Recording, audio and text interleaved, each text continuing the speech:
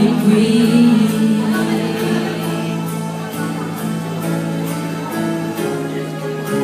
Inasulot ang lawa, may kupling na lumabay, mga sanay sa isang tabi, ang isang tugang pamumuhay, isang lingkod sa langit.